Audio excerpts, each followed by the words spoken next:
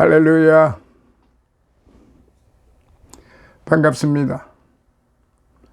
오늘은 지난 시간에 이어서 신약성경 마태복음 19장 이제 19-5편에서 말씀을 이어가도록 하겠습니다. 오늘은 19장 13절부터 15절서부터 그 이하에 있는 말씀을 종합적으로 다시 함축해서 말씀을 드리도록 하겠습니다. 본문의 말씀은 어린아이를 축복하신 예수님입니다.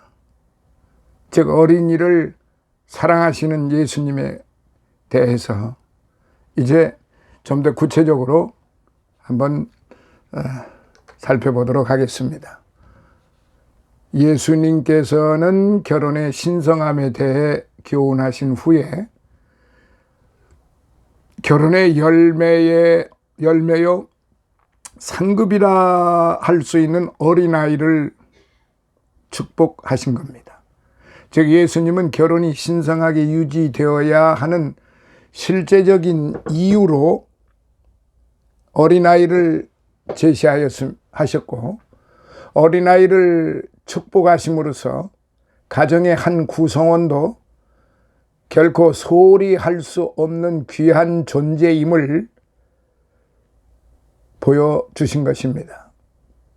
당시 어린아이는 대체적으로 인격적인 대우를 받지 못했어요.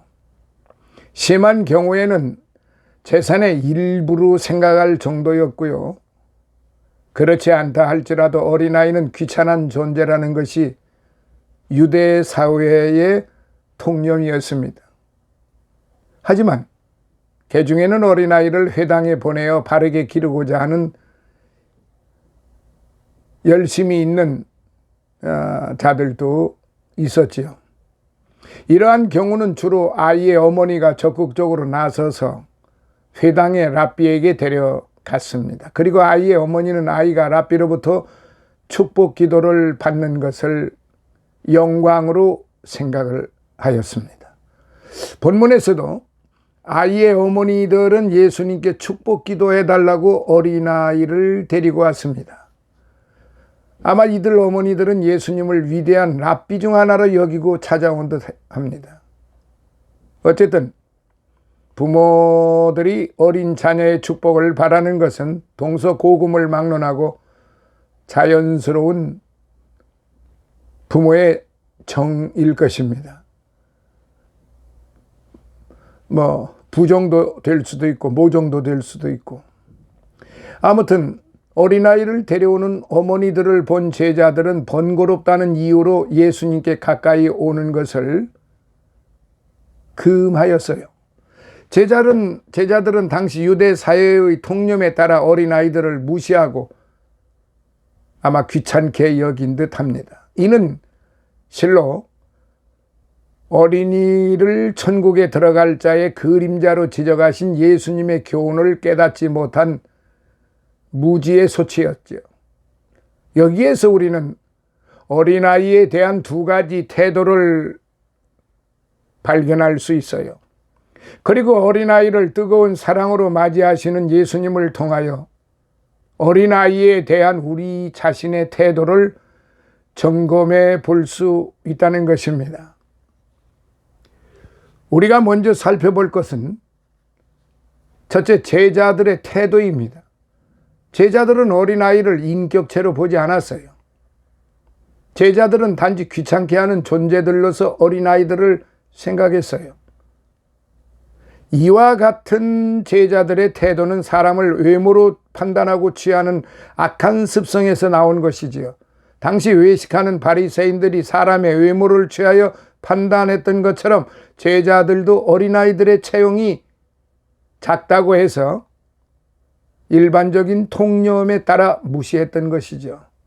그러나 사람의 가치를 외모로 판단할 수 없습니다. 오히려 사람의 가치는 외적으로 드러난 몸에 있는 것이 아니라 그 영혼에 있으며 그 영혼의 성결함과 그렇지 않음으로 판단되어야 마땅하지 않겠습니까?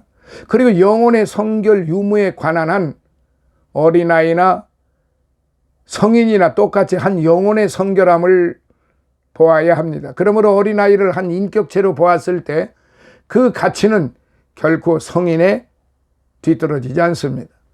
예수님은 오히려 아이들의 순수함과 전적으로 부모를 의지하는 특성을 높이 평가하고 어린아이들을 천국 백성의 그림자로 제시하였습니다. 물론 어린아이에게는 제자들이 우려한 바와 같은 번거롭게 한다거나 때를 쓰는 등의 단점도 없지 않아 있습니다. 하지만 그러한 것으로 어린아이의 영혼을 무시할 수는 없습니다. 그래서 예수님은 어린아이를 제지하는 제자들을 나무라시고 기꺼이 어린아이들을 받아들이셨던 거죠. 예수님께서는 제자들이 당시 사회적 통용으로 어린아이를 배척한 것과는 달리 어린아이들을 천국에서 합당한 성격을 지닌 사람의 모형으로 보신 것입니다. 즉 어린아이들은 어른들보다 편견이 없고 자연계에 대해서도 하나님이 지으신 그대로를 기뻐할 줄 아는 순수한 마음을 가졌던 것입니다. 또한 세속에 물들지 않아서 남을 속이지도 않고, 물론 개 중에는 있지만 말이에요, 대체적으로 봤을 때 남을 속이지 않고 부모님께 전적으로 의지하는 그런 의뢰심도 어른들보다는 더 강했던 것이죠. 어린아이의 때에 부모에게 의뢰하는 그 의뢰심의 척도, 그리고 어른이 되어서 부모님을 보살펴드리는 그 척도를 보면은 우리는 잘 알 수 있습니다. 그런즉 예수님이 아이들에게 친근감을 가지신 것은 당연한 일이었습니다. 본래 어린아이들까지도 한 인격체로 대우하신 예수님께서 어린아이들의 장점을 보셨을 때 실로 사랑스러운 영혼이 아닐 수 없었습니다. 그래서 예수님은 천국이 이런 자의 것이니라 라고 14절에 말씀하셨어요. 천국이 이런 자의 것이니라. 여기서 이런 자를 뜻하는 것은 어른이 아니라 어린아이들이고 그 어린아이들의 성품을 말씀하신 것입니다. 기쁨으로 어린아이들을 그렇게 천국은 이런 자의 것이니라고 선언을 하시고 어린아이들을 기쁨으로 축복하셨어요. 사랑하시는 성도 여러분, 그렇습니다. 예수님은 아무리 보잘것없고 연약한 사람이라 할지라도 그 외모를 보지 않으시고 그 중심을 취하십니다. 때문에 예수님 앞에서는 떳떳하게 내세울 수 있는 성결한 영혼이 중요하지 외모나 주변으로부터 존경받는 권세, 명예, 재물 혹은 지위 등 지식 등이 중요한 것이 결코 아닙니다.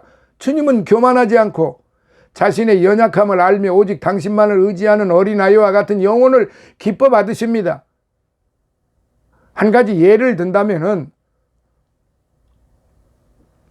우리가 신앙생활을 할 때 그 때를 잘 알고 이제 예를 들어서 장년이 되고 노년에 이르게 되면은 대체적으로 어린아이 모습으로 돌아온다고 합니다. 그런데 이제 이것은 제 개인적인 생각입니다만은 나이가 이제 노년의 나이가 들었고 그동안 신앙생활을 어린 시절로부터 수십 년 동안 잘 해오고 왔으면 오늘 우리 믿는 신앙인들의 해야 할 자세는 세상의 학문을 배우는 것보다는 하나님의 말씀을 증거하는 데 더 앞장서야 되지 않겠나.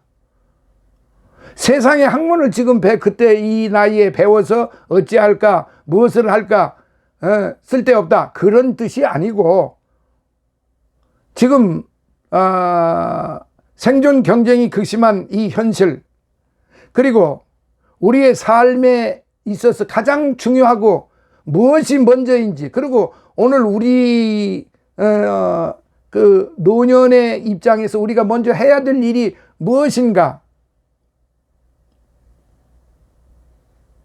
이 어린아이와 같은 마음을 본받아서 하나님의 말씀을 증거하고 그 일에 더 전심전력하는 것이 더 아름다운 삶의 신앙생활의 모습이고, 그것이 하나님이 보시기에도 아름답고 하나님이 기뻐하시는 일이 되지 않을까 하는 생각입니다.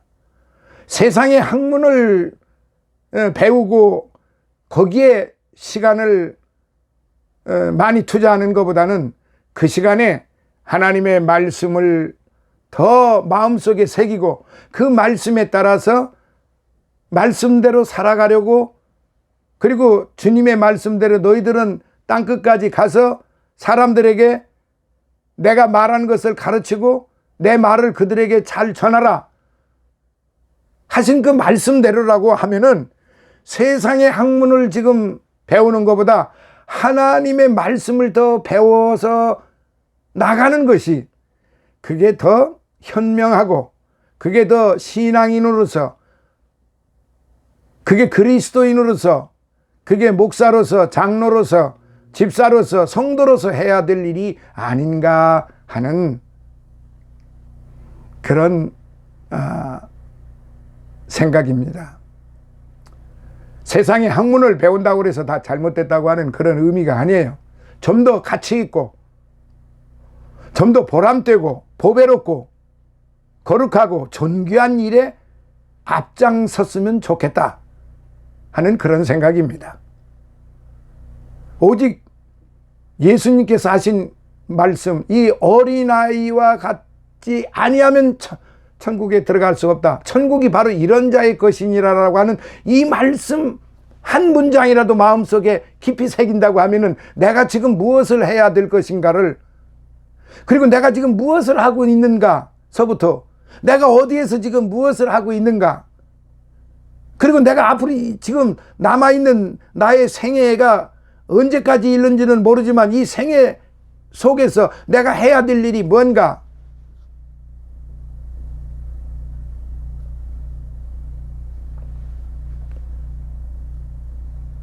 깊이 생각을 해보면은 하나님께 영광을 돌리는 일에 앞장을 서야 된다. 그래서 노년에 들어서도 하나님께 찬양하는 일이 얼마나 복되고 아름다운지요. 그리고 하나님의 말씀을 전하려고 전하면서 사는 그 삶이 얼마나 복된 삶인지요.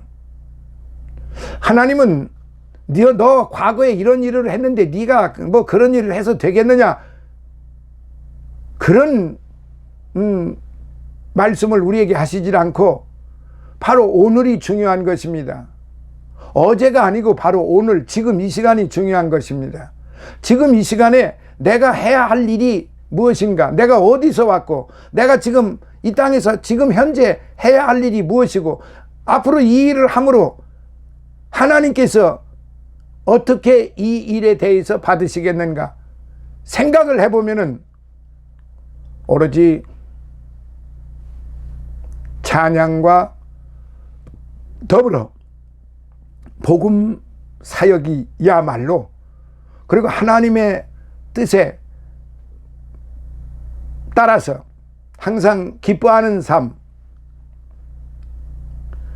그리고 쉬지 않고 기도하는 삶, 그리고 범사에 감사하는 삶이야말로 그게 얼마나 아름답고 복되고 거룩하고 보배로운 삶인지 우리는 다시 한번 깊이 말씀을 읽으면서 기도하면서 깊은 명상에 잠겨 보시면 어떠실까요? 우리가 해야 할 일이 무엇인가, 무엇일까, 어찌 해야 되는가는 성경이 정확하게 쉴 사이 없이 창세기부터 요한계시록까지를 보면은 우리가 어찌 해야 되는가를 누누이 말씀을 하셨고 정확하게 말씀을 하셨고, 그 말씀대로만 살아가면은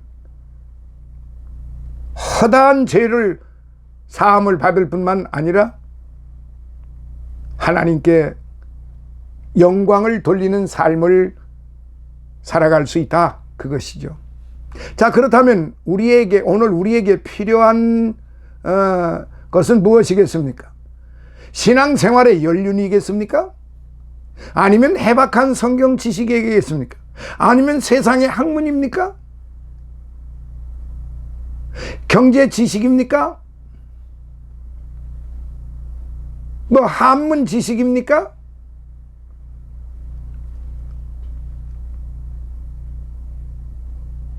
세상의 각종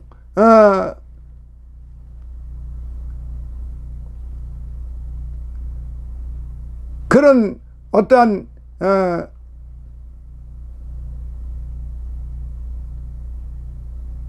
삶의 이로운 일에 앞장서는 일이 그게 과연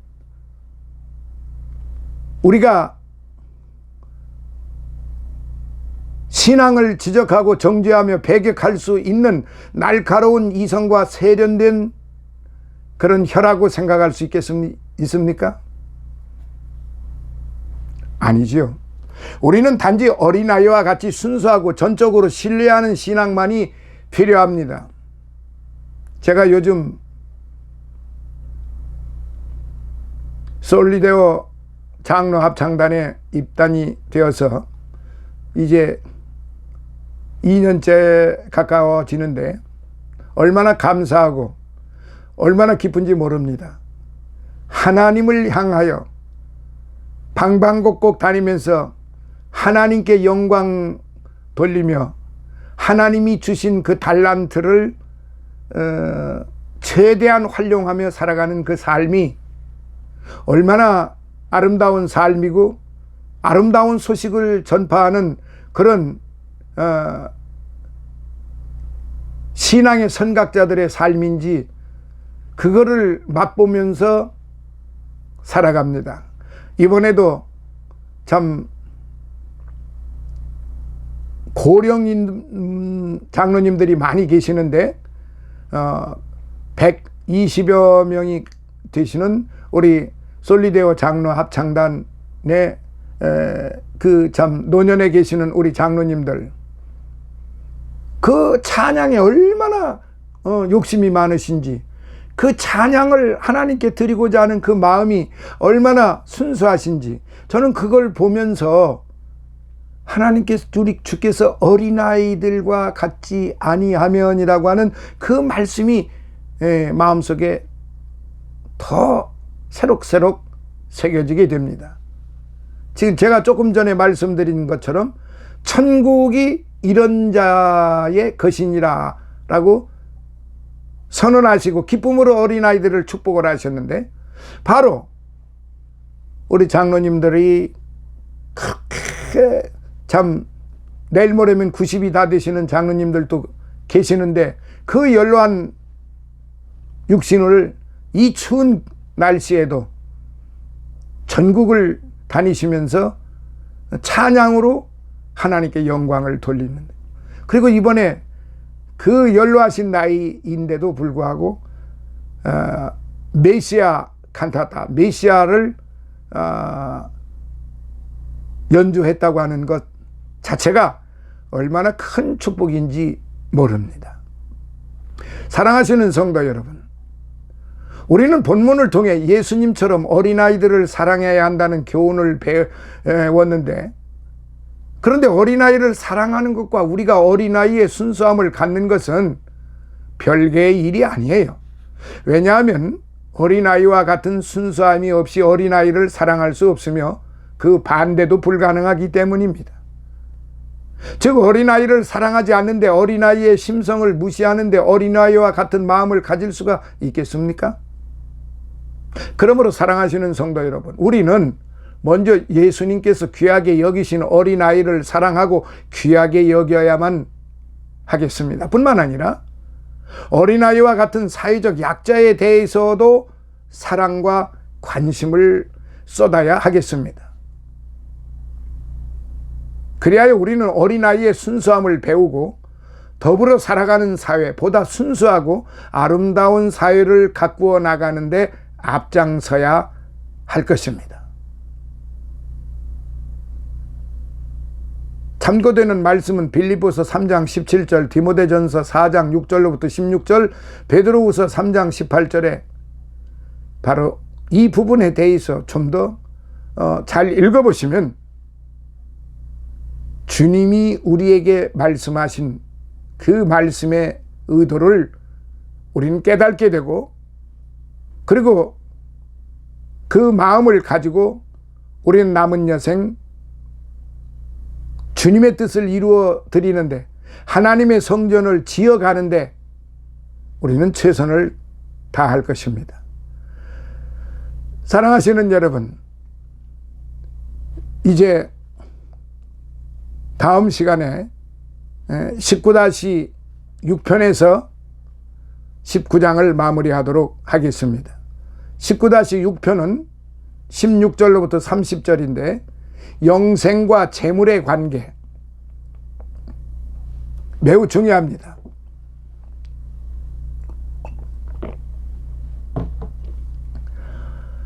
영생과 재물의 관계, 즉 영생을 얻을 자에 대해서 우린 그동안 수없이 많이 들어왔죠. 누구든지 예수 믿으면 구원 얻고 영생을 얻는다는 것. 그런데 이걸 구체적으로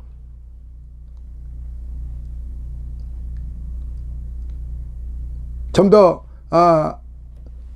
여러분들 스스로가 어디 가서 왜 우리가 영생을 얻었는지에 대해서 그렇게 고백할 수 있는 사람들, 그런 선언을 할 수 있어야만 됩니다. 너희들이 여기저기로 가서 나를 시인하면, 나를 시인한다는 게 뭐냐면 주님을 믿고 구원을 얻고 영생을 얻은 자들이 내가 왜 영생을 얻었는가를 가서 사람들 앞에 가서 전해야 된다 이 말이에요. 그러기 위해서는 우리가 어린아이와 같은 마음을 가져야만 이 부분에 대해서 순전한 마음으로 전할 수가 있다는 사실입니다. 조금 더 꺼리낌이 없이 말이에요. 그래서 다음 시간에는 19장 마지막 마무리하는 부분에서 16절서부터 30절에 이르는 이 부분에 대해서 말씀을 드리고자 합니다. 오늘은 여기까지입니다. 다음 시간에 다시 만나요. 할렐루야, 감사합니다. 항상 건강하시고 이 추운 날씨에 특별히 코로나, 독감, 감기들 조심조심하시고, 길이 매우 미끄러우니까 항상 미끄럼에 조심조심 다니시기를 바랍니다. 감사합니다. 할렐루야.